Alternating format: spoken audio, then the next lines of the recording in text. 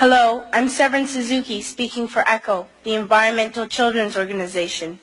We're a group of 12 and 13-year-olds trying to make a difference.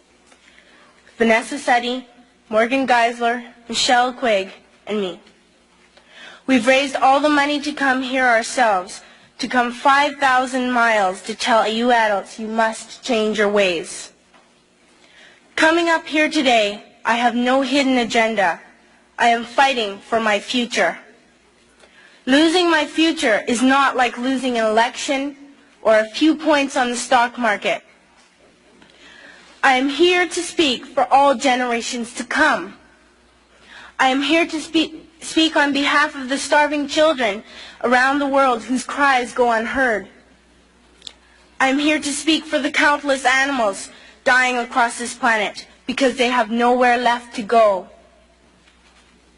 I am afraid to go out in the sun now because of the holes in our ozone. I am afraid to breathe the air because I don't know what chemicals are in it. I used to go fishing in Vancouver, my home, with my dad, until just a few years ago we found the fish full of cancers. And now we hear of animals and plants going extinct, every day vanishing forever. In my life, I have dreamt of seeing the great herds of wild animals, jungles and rainforests full of birds and butterflies, but now I wonder if they will even exist for my children to see. Did you have to worry of these things when you were my age? All this is happening before our eyes, and yet we act as if we have all the time we want and all the solutions.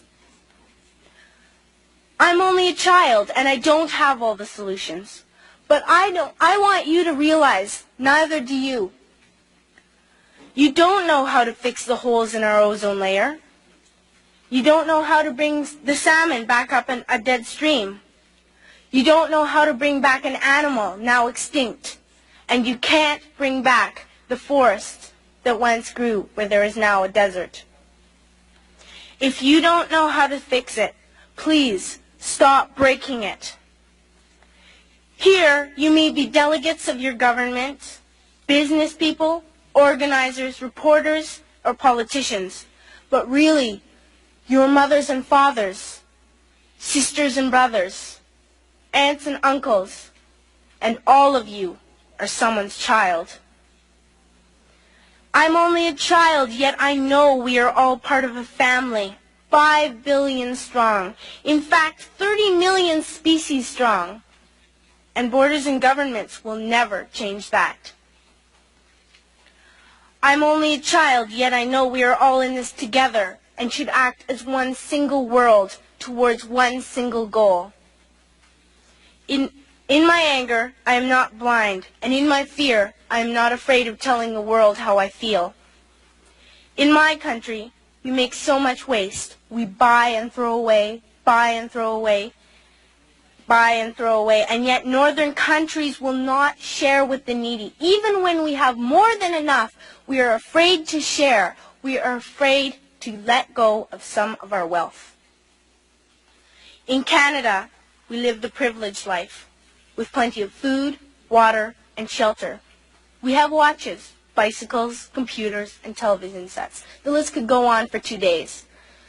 2 days ago here in Brazil, we were shocked when we spent time with some children living on the streets. This is what one child told us. I wish I was rich. And if I were, I would give all the street children food, clothes, medicines, shelter, and love and affection. If a child on the streets who has nothing is willing to share, why are we who have everything still so greedy? I can't stop thinking that these are children my own age, that it makes a tremendous difference where you are born. That I could be one of those children living in the favelas of Rio. I could be a child starving in Somalia, or a victim of war in the Middle East, or a beggar in India. I am only a child, yet I know if all the money spent on war was spent on finding environmental answers, ending poverty, and finding treaties, what a wonderful place this earth would be. At school, even in kindergarten, you teach us how to behave in the world. You teach us not to fight with others, to work things out, to respect others, to clean up our mess, not to hurt other creatures, to share, not be greedy. Then why do you go out and do the things you tell us not to do? Do not forget why you are attending these conferences, who you're doing this for.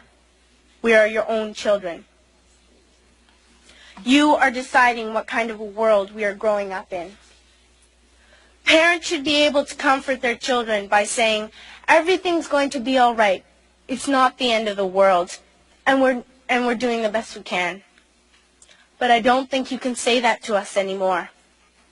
Are we even on your list of priorities? My dad always says, you are what you do, not what you say.